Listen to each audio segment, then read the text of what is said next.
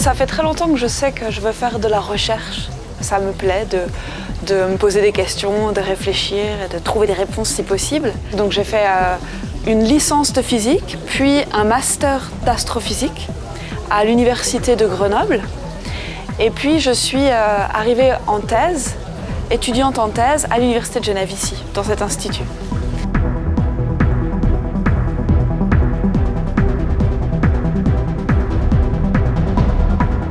Donc j'avais le diplôme pour être astrophysicienne, qui est le métier que je fais aujourd'hui et qui me plaît beaucoup.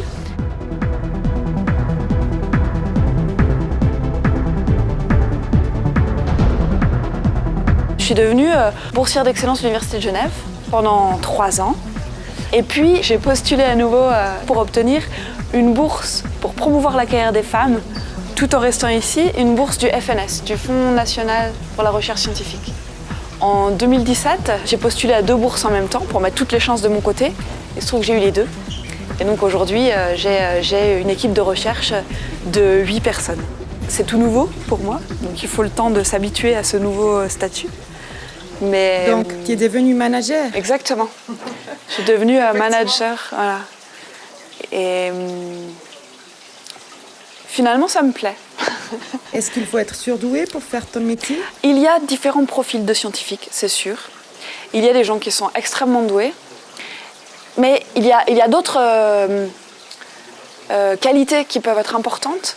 Et moi, je pense que l'imagination, ou trouver des idées nouvelles et originales, c'est aussi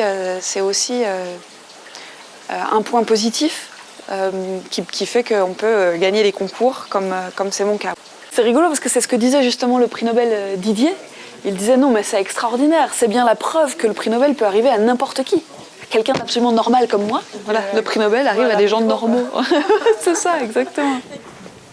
Alors, on va au centre de calcul. C'est les ordinateurs qu'on utilise pour faire nos simulations numériques de galaxies virtuelles. Et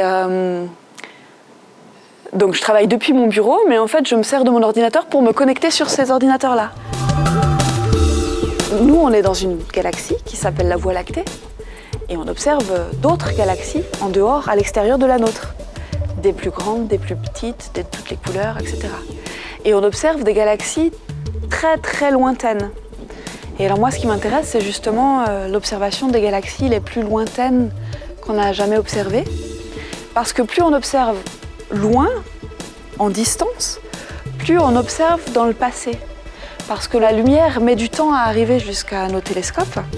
Et donc, on regarde l'univers tel qu'il était il y a des milliards d'années. Quand tu es astrophysicien, tu es physicien, mais tu ne peux pas du tout facilement faire des expériences en laboratoire. La matière dans les galaxies est impossible de reproduire sur Terre. Donc la seule façon de faire, c'est de faire des expériences virtuelles. Et donc, je produit des galaxies virtuelles. Donc on met tous les ingrédients, toutes les lois de la physique qu'on pense qui régissent la formation et l'évolution des galaxies. Et puis on laisse évoluer notre système pendant des milliards d'années virtuelles. Et puis après on observe, on fait semblant d'observer notre galaxie virtuelle. On compare avec les observations que font mes collègues. Et puis si ça se ressemble, on dit bon bah c'est bon, donc on a compris quels sont les ingrédients qui font une vraie galaxie. Si on n'a pas raison, bah on recommence. Souvent on comprend une partie du problème, ça soulève plein d'autres questions. Et donc on avance plutôt en ouvrant des portes ça finit jamais en fait, ces questionnements. Je partage mon bureau avec mon amie Mirka, mais elle est en conférence cette semaine, donc elle n'est pas là. Voilà, c'est là. C'est ici que tu travailles. C'est là que je travaille. On voyage beaucoup quand on est chercheur en général. On est très souvent en déplacement. Quand je pars, en général c'est loin. Il y a une conférence qui avait été organisée en Patagonie par exemple, où là il fallait tout un week-end pour aller là-bas, tout un week-end pour en revenir. Mais j'ai été en Inde, j'ai été au Japon, j'ai été dans beaucoup d'endroits en Europe aussi.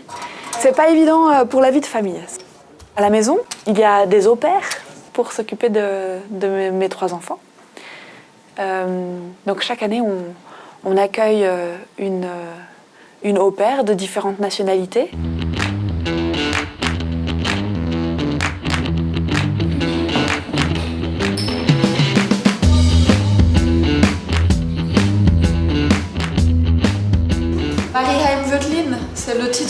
pire que j'ai eu, le jour de la rentrée universitaire, la directrice du FNS me l'a remis devant l'amphi avec tous les étudiants de première année.